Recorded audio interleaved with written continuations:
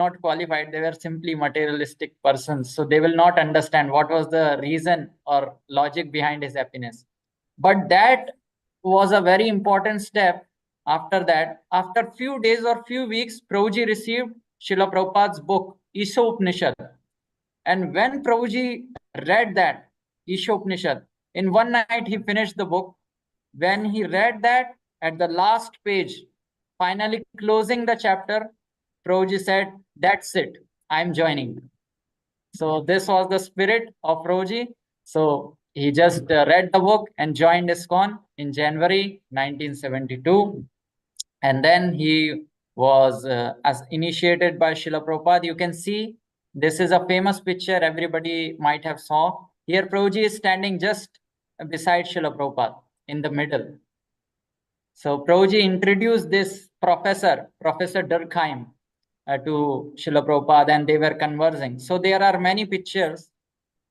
This picture was clicked by Prabhuji when Srila Prabhupada arrived in Amsterdam airport.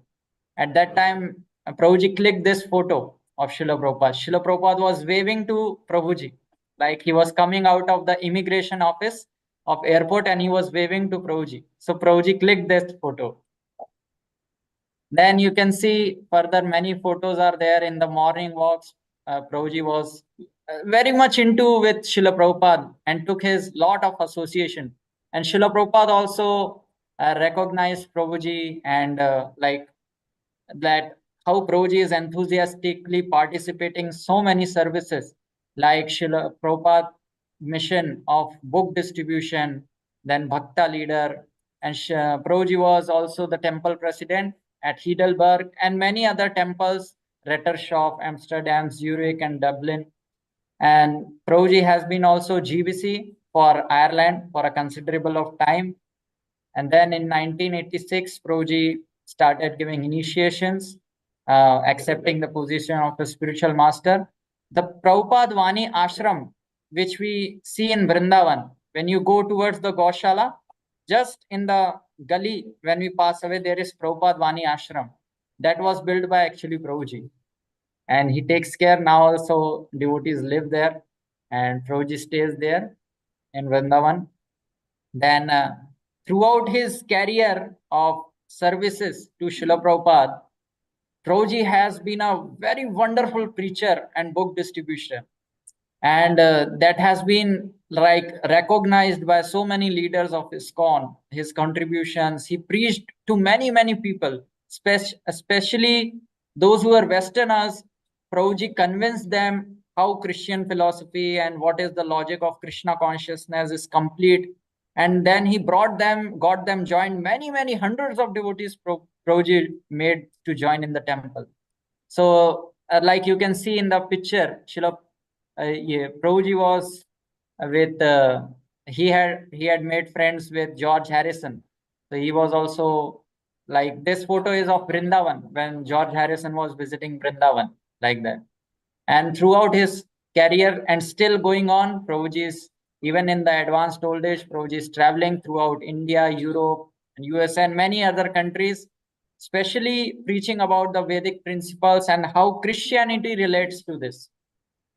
And also, you can see the recent project. Prabhuji had purchased a whole island in Ireland that is named as Krishna Island. And you can see in the middle, there is a beautiful castle type. That is a temple of Shri Radha Govinda. Beautiful deities. And Prabhuji has been cultivating farm communities and devotee association communities there.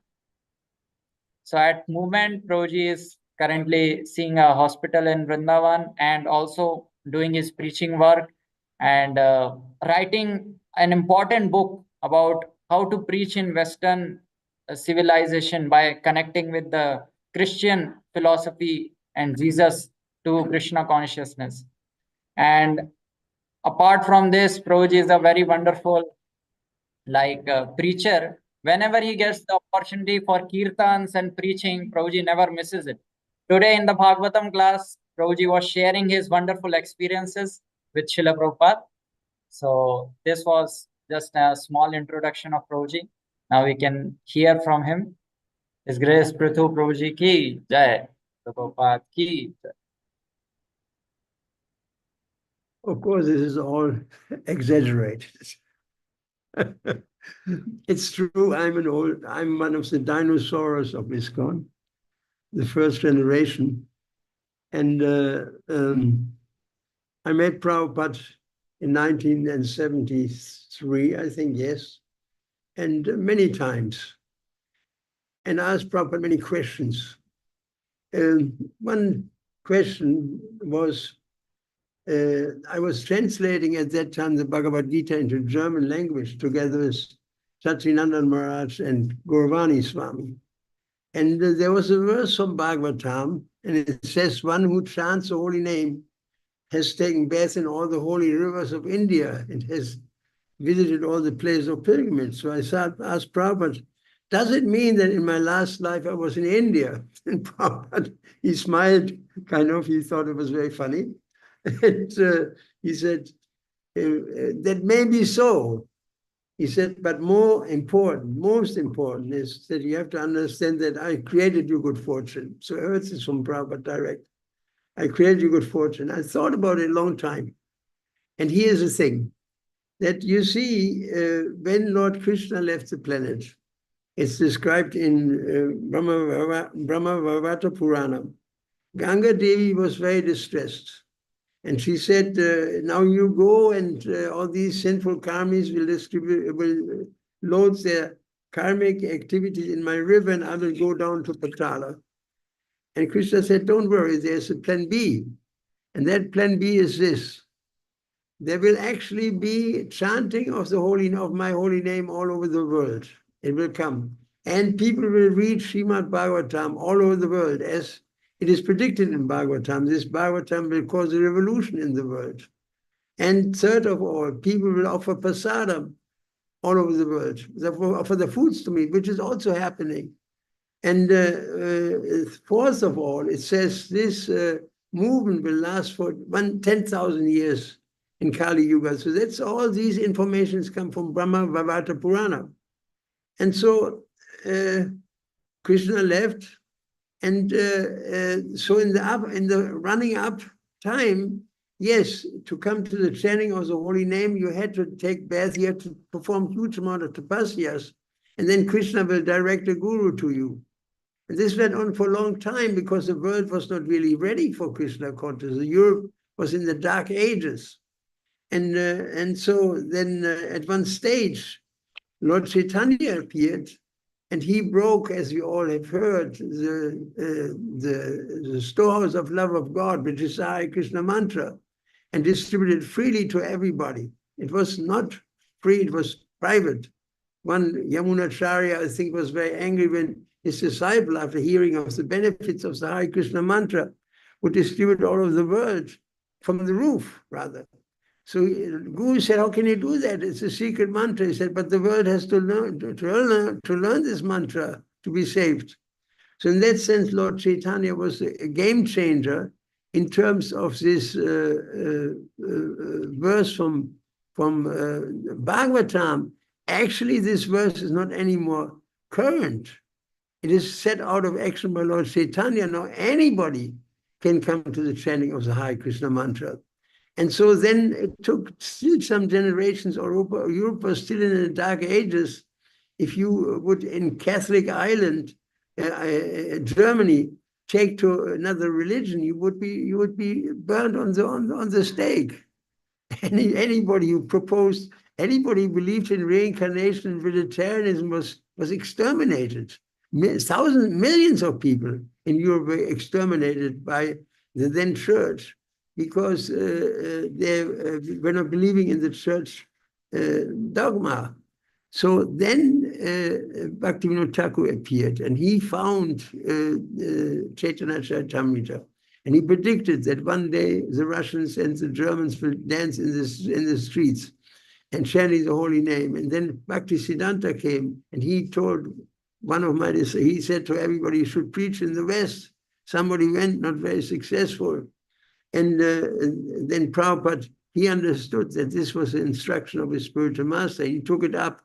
And Prabhupada is predicted by Lord Chandas that one day, this was a prediction of Lord Chaitanya, one day my Bhakta Sena will come and he will distribute Krishna consciousness all over the world. That was Srila Prabhupada. Prabhupada was predicted by an astrologer early in his life that this man will actually go and start temples all over the world.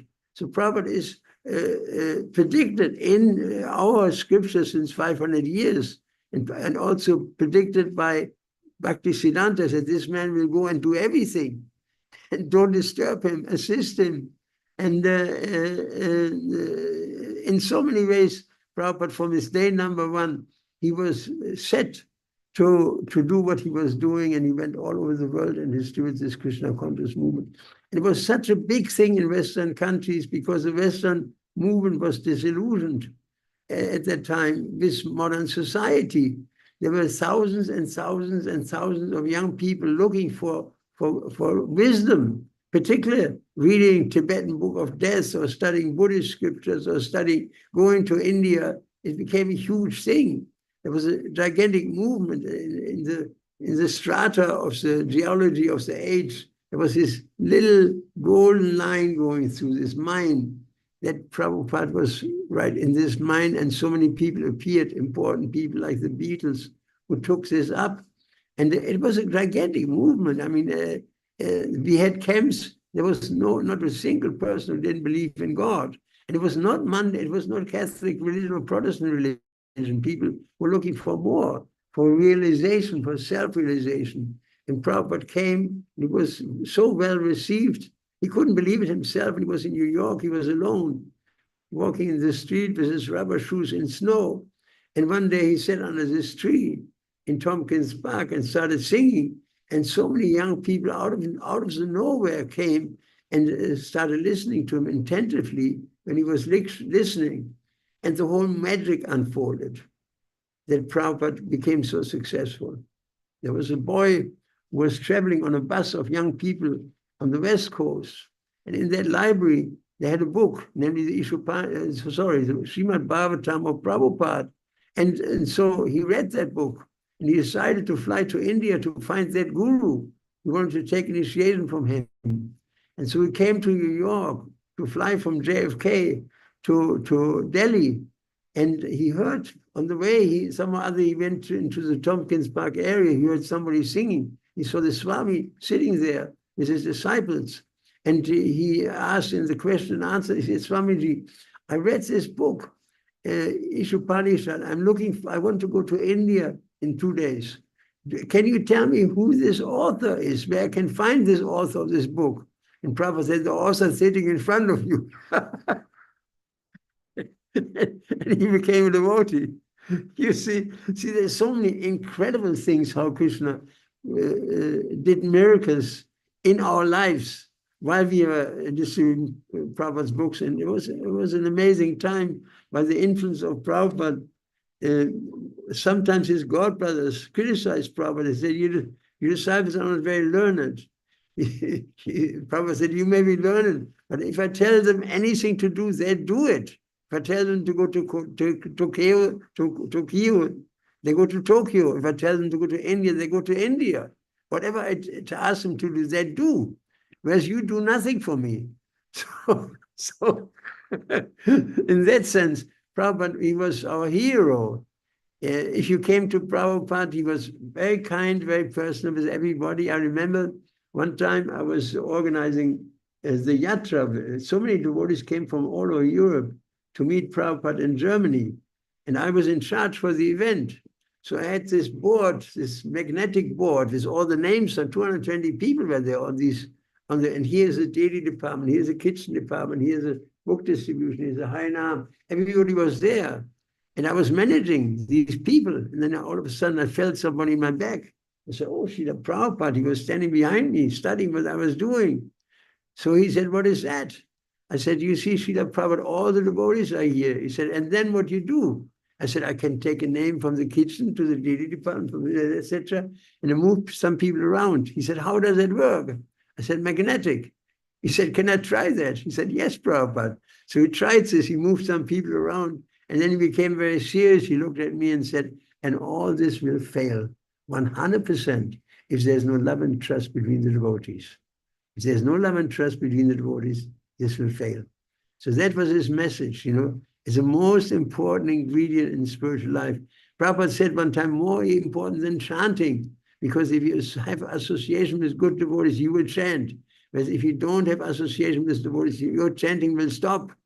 It's very important in principle, to have wonderful association with devotees, and Prabhupada showed me in this thing. So there's so many incidents in that time that we were very determined. I remember one time we were distributing books. We worked very hard, distributing 70, 80 Bhagavatams every day. That was very hard work. We started working at 9 o'clock. We were out there and distributing. And in Germany or in other countries in Europe, very difficult. They're not easy people to talk to. Very proud and very puffed up and very materialistic. So we did this work for Prabhupada, and he was very pleased. And one time we came to London, he wrote us, if you really want to please me, distribute these books. So we did that. And so invited us to come to London. And he asked this question, what is the most important verse of all? And since I was reading with my friend Haraka, who was in the same bus with me, I said, Yaridikata ka Krishna Upadesh, wherever you go, you preach. And Prabhupada said, yes, that is right. That is the most important verse. And then he said, you also have to read these books. Not only that you distribute these books, you have to read these books. So that was his message. And we would distribute these books under all circumstances. How much time we have left? How much time we have left? 20 minutes. 20 minutes, okay. So we would distribute these books under all circumstances. I remember one time, one of my favorite stories is we were driving in our Sankirtan van, 2 boys with 1,000 books in the back in a VW bus. And it was raining on the highway, motorway. People were driving with high speed, and I had to go on the brakes because the man in front of us stopped us. And so we started spinning. The car started spinning. The brakes were not very well adjusted. And he was screaming, Hare Krishna, Hare Krishna. And I couldn't chant because I was so absorbed in controlling. As long as he tried to control, you cannot remember Krishna. Drupadi couldn't remember Krishna as long as she tried to control her dhoti. And only when she threw up the hands in the end and gave up on controlling the dhoti, the sari rather, then Krishna came into the picture. So we were thrown over a huge hedge, something like 3 meters high, and we rolled 5 times, and the car came to stand on the side like this. Normally it's like this. It came to stand on the side like this, and I looked at my friend down there, who was a Chakravarti, are you okay? He said, yes, I'm okay. What about yourself? I said, I'm okay. So we walked out of the screen, and I said to him, you see all these people there, people had waited, had stopped. And we grabbed our book bags and ran towards them. I had a cut here. He said, did you see the accident? I said, yes, are you okay? He said, we're okay, you're not okay. Take one of these books, How to Survive Under All Circumstances.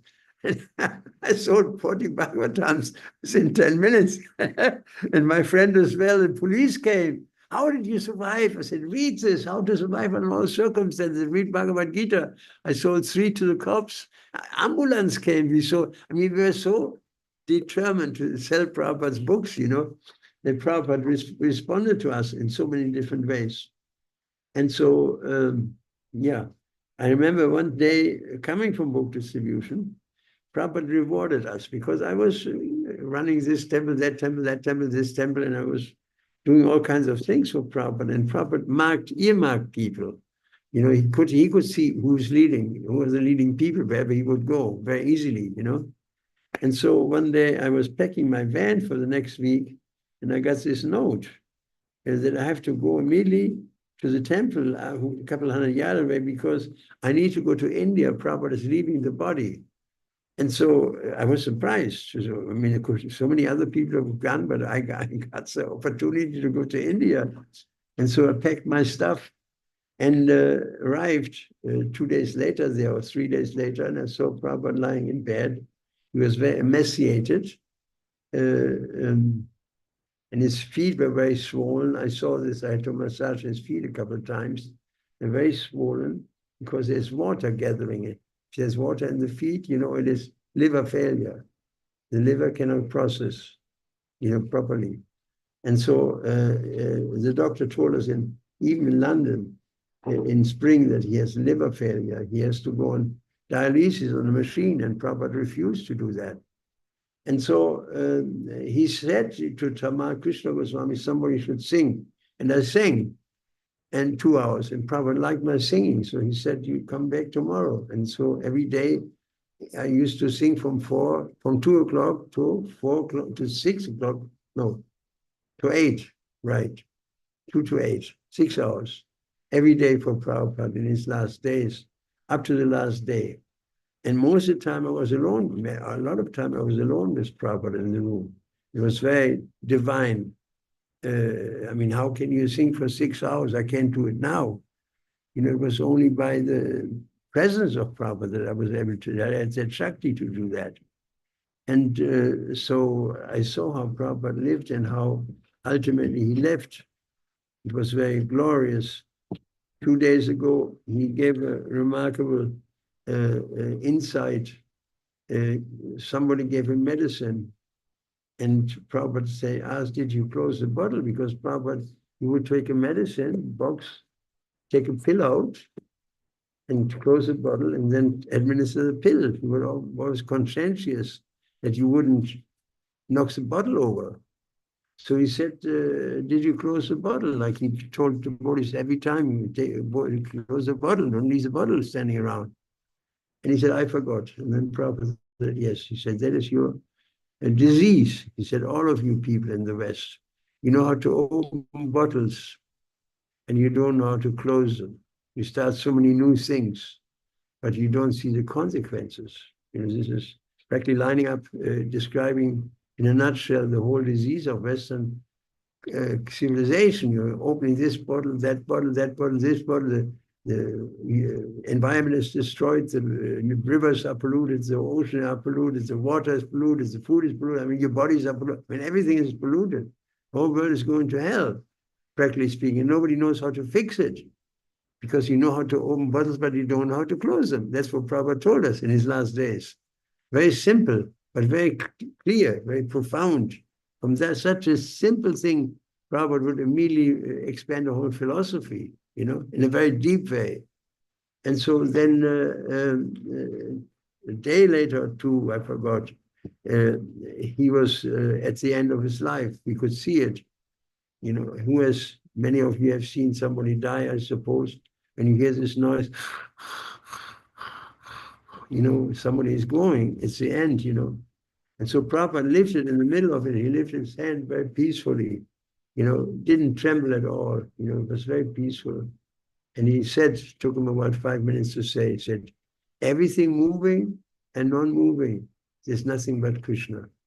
He said, this consciousness is called Krishna consciousness. And then he said after 5 minutes, Hare Krishna. And he didn't say even the whole world, Krishna. He was already gone. And a tremendous kirtan broke out. Most of us, we were crying, holding on to each other, about 40 people in that little room, that Prabhupada's house.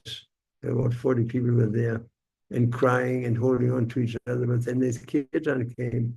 And all of us, many of us, I asked, we felt that the kirtan was enormous, that there was, it was higher dimensions. We were part of a higher dimensional kirtan that was already going on, receiving Prabhupada on a higher level. It was very awesome, as if there's no roof, practically speaking. I heard thousands of people sing, and others agreed. It was a highly unusual kirtan, and Prabhupada left in glory. And in the following night, he actually came to me in a dream. And I was looking down when Prabhupada was put in Samadhi. I put a stick on his head to locate the body.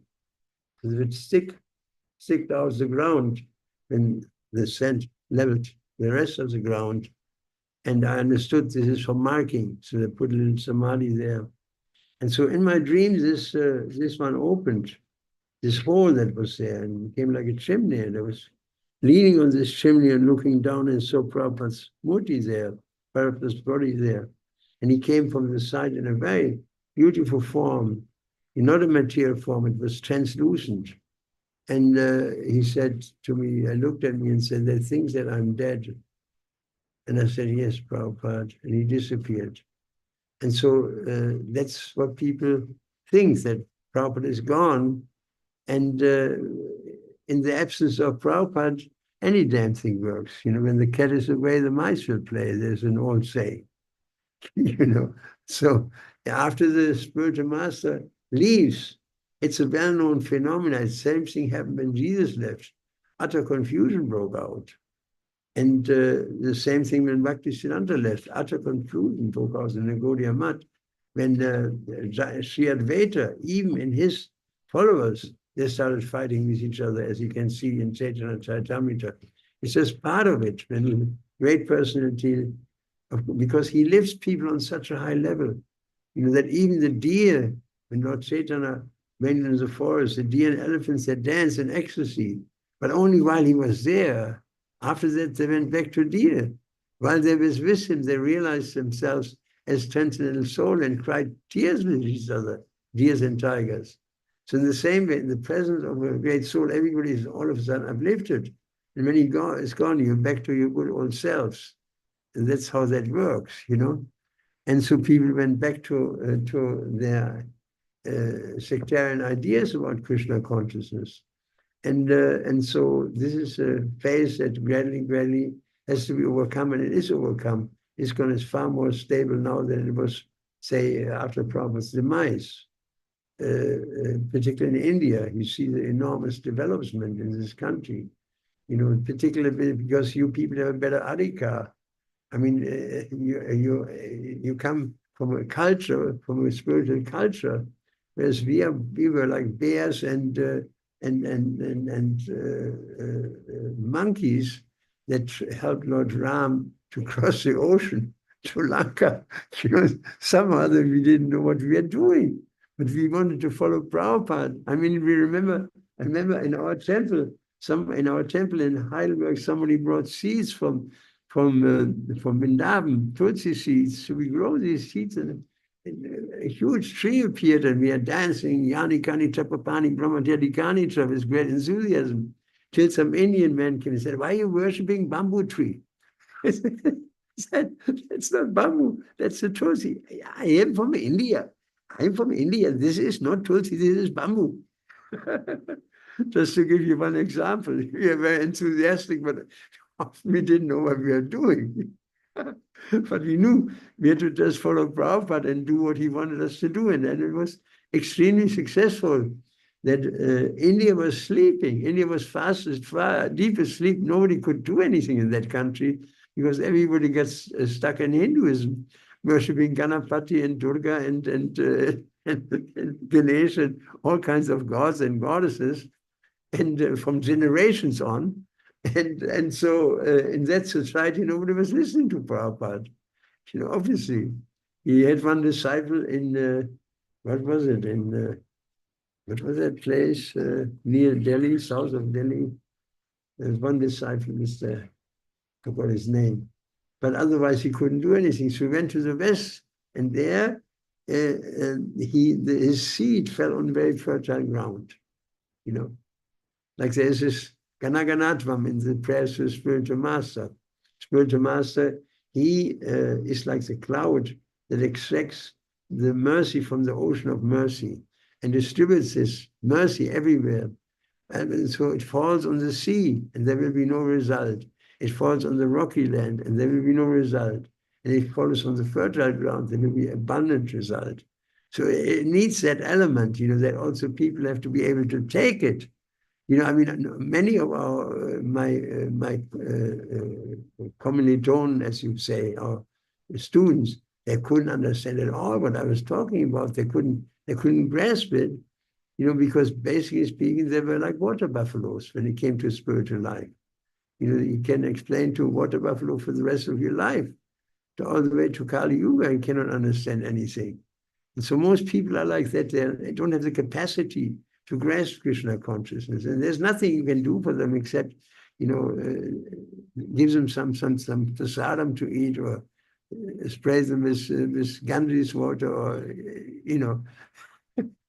that's basically where it stops, right? Because people can't get out of their shell. So we have to look for people who have the capacity to understand Krishna consciousness. There are people who have the capacity, and we have to find them. That is the most important thing. We have to find people who have the capacity to understand Krishna consciousness.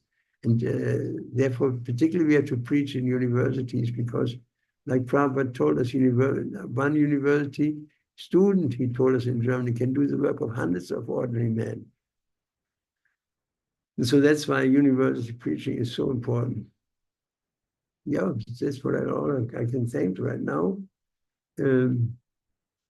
There's some more incidents which I found very remarkable. Like, for example, when Prabhupada came to Amsterdam, I could not understand his Bengali English. I listened to his tapes, and so I could understand maybe 50%. He talks about birds. There are many birds. What are birds? Birds are birds. So I could only talking about birds, And so I went to the airport, and I could understand maybe 60% of one particular tape. Then after seeing Prabhupada, and after he was brought to the VIP lounge, and I was listening to Prabhupada, I could understand every single word. And I thought by myself, that's unreal. Now I can understand everything while he's speaking in his Bengali, bright Bengali English. And so I went back to the temple. I listened to exactly the same tape. I listened to in the morning. I listened again to the tape. I could understand 100% of the same tape from one moment to another. This was the mercy of Srila Prabhupada. There's so many devotees have amazing experiences like this with Srila Prabhupada. He was not an ordinary person. He was a transcendental person, a resident of Vaikuntha. And he said here, I have this little murti that was made recently. What does it say here? Let me see. Where is that statement here? Somewhere. Here. Okay. For the Prabhupada disciples, they made this little murti of Srila Prabhupada, which is made from the collection money in Russia. And so Prabhupada said in this little thing here that so far as I'm concerned, in relationships with my disciples who so kindly cooperated with me in the matter of rendering service to my spiritual master, for them I'm always ready to come back from Goloka Vrindavan if they're not delivered along with me. You have a such a wonderful thing to say, So, yeah, this is another situation that I remember. I told this story many times, and Prabhupada came to Sweden. There was, we came to the University of Uppsala, which was a very atheistic university. Everybody was a follower of Lenin or Stalin or the authorities of communism, Marxists, Leninists, Naxalites, followers of Ho Chi Minh. And so in this environment, nobody was a complete left university. There was not a single person who was interested in Krishna consciousness. And so Prabhupada understood. He looked over his spectacles while he was chanting the prayers. He understood their mind, because their mind was, although they're all communists, they disagree with each other on details of communism. Leninists don't agree with Marxists, and Marxists don't agree with Maoists, and Maoists don't agree with Ho Chi Minh, and whatever. Naxalites, there's so many different parties and sects. But in one thing they all agree, there's classless society. They all believe classless society. And so Prabhupada talked, there are 4 classes of men. Chaturvana Maheshri's tongue, he started speaking. First class men, second class men. This was the antidote of all these things they were holding sacred. He completely into their face blasted first class men, Brahmana, Kshatriya, Vaishya, and ultimately the working class who don't understand anything. I mean, and he kept on and on and on, packing it on, till finally somebody, the audience was boiling. Somebody finally said, Swamiji, of course, you think you're a first-class man, sitting on a high throne and people worship you and covering you with flowers. And I was so angry, I was about to jump up and strangle him to death. I was so angry. So Prabhupada said, no, you completely misunderstand me, he said, smiling. He said, I'm not a first-class man, I'm actually a fifth-class man. And there was dead silence in the room. And then Prabhupada said, because I'm the servant of everyone. And then he started crying. Two big tears fell down behind his spectacles. I could see that because I was sitting right beside him. So such a beautiful thing to say.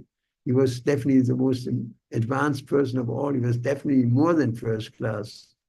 And at the same time, he took such a humble position, you know. And that's why Prabhupada was able to do so many things, because his dependency on Krishna was intense.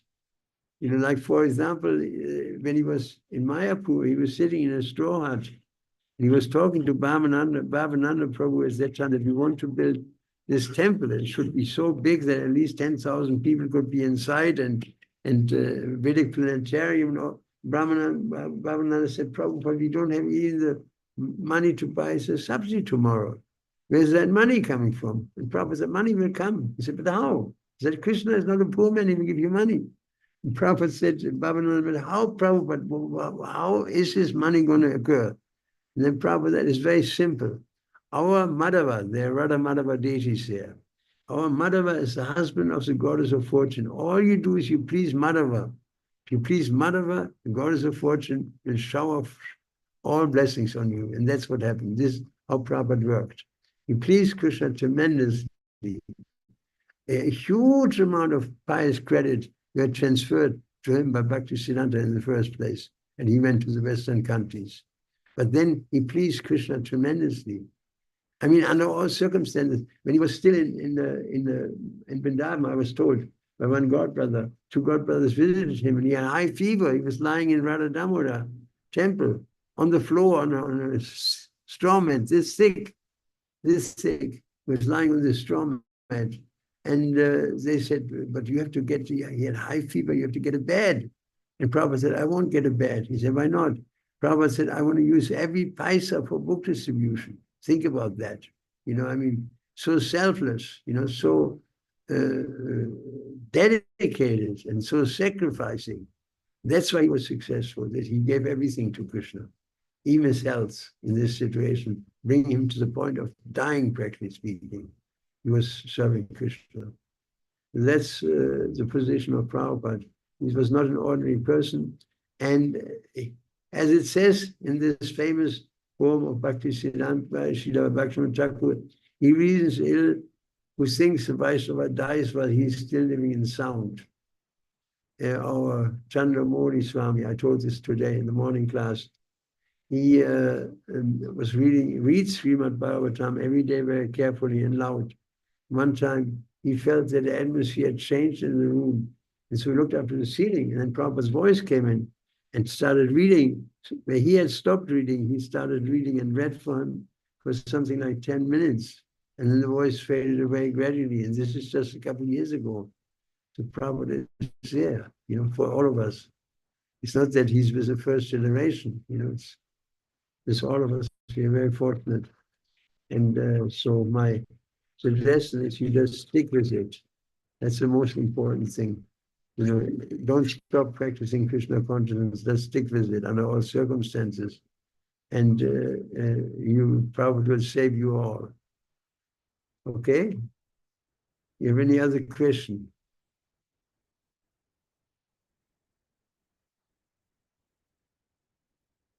Any other question? Let me know.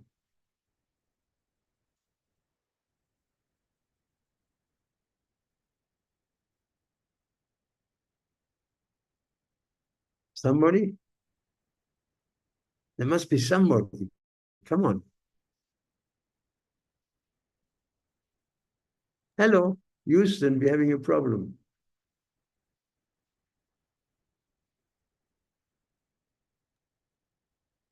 Hare Hare Krishna, Krishna. Prabhuji, Dandavat Pranam.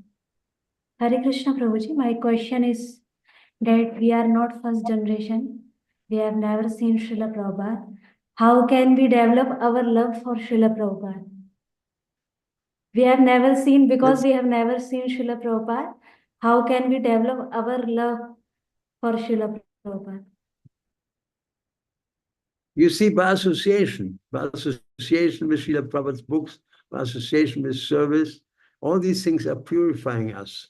Like there's a verse in Bhagavad Gita, keep all sinful activities away from you by the power of devotion and service. So the more we turn towards Prabhupada, the more we become attracted to Srila Prabhupada. You know what I mean?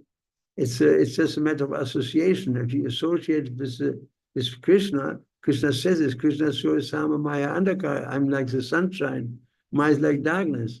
As long as you stay in the darkness, you cannot expect to be attracted to the sun. You have to make some effort to run towards the sun. And the more you run towards the sun, the more you develop actually attachment to the sun. Like there is this Adoshata in the beginning, there's just some faith in Sadhu Sangha, you associate with devotees. Then you come to Anatta Nivriti, all the impurities are destroyed. And then, what is the next one? Then Nishtha develops, firm faith develops, and ultimately love of God. It's a gradual process from simple to perfect, you know. Thank you Because so much, love Prabhuji. of God is natural. We are actually, the soul naturally loves Krishna. But our covering is keeping us away from this, the material covering. And the material covering kind of falls away by engaging this to get determination in the service of Krishna. You know, it becomes dissolved. The chanting of the Hare Krishna mantra can dissolve all kinds of material attachments, you know. So this is the way we just chant, solution comes out of the bead bag. You know, it is not only that the finger comes out of the bead bag, everything comes out of the bead bag. You know, chant Hare Krishna mantra, you know. Seriously, we will achieve all these things. They will be given to us. Like Krishna says that if you fix your mind upon me, then you can cross over all difficulties of material life by my grace. He says it, and so the grace of Krishna allows us to come closer and closer to him.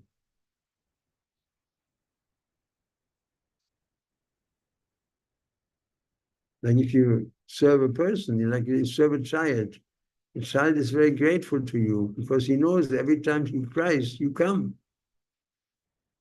Isn't it? So mother becomes very attached to the child because the child is crying. Like he has cried for a mother, mommy. Mommy would come. I always give the example, if I would ask my father, can I eat chocolate? He would say, eat a carrot, it's more healthy. My mother would wave me and say, come. He would feed me all the chocolate in the back room. You know.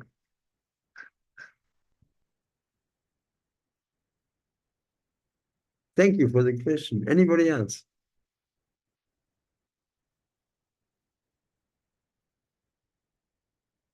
Who else is there? Vishnu, you must have a question. Vishnu Prabhu. There's Himanshu. There's Varanasi Aravind. There's Raj, Disha, Yaishwal, Kishori, Somesh, and so many others. There must be somebody. Prabhuji, Gulshan Prabhu has question. Hare Krishna, Prabhuji, Dandavat Pranam. Prabhuji, my question is that how we can develop interest to distribute Srila Prabhupada books? How can we distribute Srila Prabhupada's books? Yes, Prabhuji. Prabhu, what is he saying? How can we develop interest in distributing Srila Prabhupada books? Well, you see, I have been distributing Prabhupada's books quite a bit.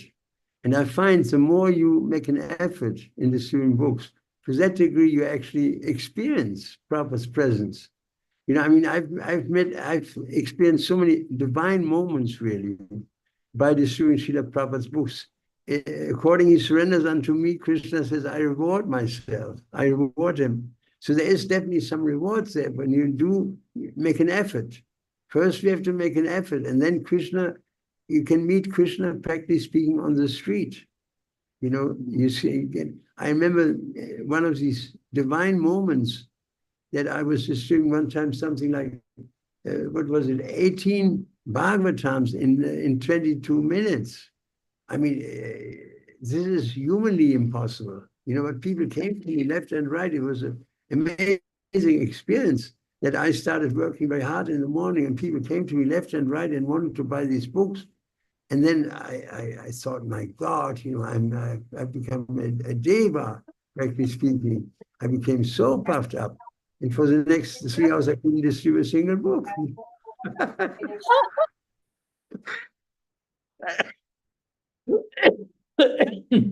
So by doing it, Krishna reciprocates, you know, like Prabhupada said, if you just please Govinda, goddess of fortune, he will tell you. According he surrenders unto me, I reward him, Krishna says. So this principle is there. To that degree, we serve Krishna in devotion. To that degree, Krishna responds to us. You know, it's an experience, you know. So I can only encourage everybody, you know, to distribute some books. You have some free time, go be with devotees who distribute books. That's what we do. We used to distribute. We have a massive distribution force, something 100 devotees going out every day. And we were just part of a movement, you know. If you're alone, it is a little difficult. You have to find like-minded people. Thank you very much, Prabhuji. That's the most important thing in Krishna consciousness, to find like-minded people, because there's so many different people in this movement. It's not that you can associate with everybody. Some people, they're easy. Some people are complicated. Some people are so different from you. You know, I see sometimes people on the altar, they don't smile. I see it's one Pujari, he has not smiled for days. I'm about to give him money that he would smile. You know, so people are different. You have to find people who are, there's something that you have in common, like-minded people. In Krishna, you have to find friends in the Krishna conscious movement. It's very essential. Then you're not alone. Makes sense to you? Gulshan Rai Prabhu? Hare Krishna. Yes, Prabhuji. Thank you very much. Hare Krishna. So, Purushottam Priya Mataji, last question. Hare Krishna Prabhuji, Dandvat Pranam. So Prabhuji, my question is that nowadays, like only few people speak about Srila Prabhupada in their classes. And however, we need to hear more and more about him, because many who are initially inspired by our ISKCON, now they are being influenced by these social medias and other things about all these Babas and many others. Like, they are exalted, but somehow initially when they were inspired by our ISKCON, now they are like they're changing their decisions to be in ISKCON, and they are joining other Babas and all. So how we can just avoid this? Yeah, it's unfortunate if people become lax, you know. I mean, as far as I'm concerned, I don't listen to anybody else but Prabhupada in our line. He's our guru, and all of our guru, and he's my acharya. And so, yes, people get deviated like this in going to the Babas. There's one famous book distributor, where I give an example. She has been distributing books in India quite a bit, around Prabhupada Samadhi in Mayapur. And so she went to Radhakunda, and she met one Baba, and he said to her, Mata, do you want love of Radha? He said, yes, of course you want love of Radha. He said, I give you a mantra. So we visited him and he gave her a mantra and she felt that yes, there was something there. She became sentimentally attached to something and she all forgot about book distribution. And she told me personally. So one night she was dreaming that Prabhupada came to her and said, I can show you love of Radha. And so Prabhupada took her by the hand. And this dream happened just a couple of years ago after Prabhupada's demise, very significant dreams actually. And they both dove into Radha Kunda. And there was a huge table with books of Srila Prabhupada and thousands of souls around said, give me one, please, I need one, give me one, give me one. They were all begging for books. And Prabhupada said, you help me distribute these books. That is, here's the love of Radha. You give this Krishna consciousness to other people. Then Radha will be extremely pleased with you. So that's the idea that we have to, like when I said to Prabhupada, Yadidikata Krishna Upadesh, wherever we go, we have to preach. Some or other, we have to preach Krishna consciousness to others, by inviting other people to come by so many different ways, to books or whatever, When you're working in the university, it's a great opportunity to find some other like-minded people that you can bring to Krishna consciousness, Krishna will guide you. If you ask Krishna, my dear Krishna, please tell me how I can serve you. This is my prayer to Krishna all the time. How can I serve you? Then Krishna will give you the intelligence how to serve him. When Prabhupada installed the Gonitai deities and Krishna Balaram deities in Vrindavan, he said, now all your problems are solved.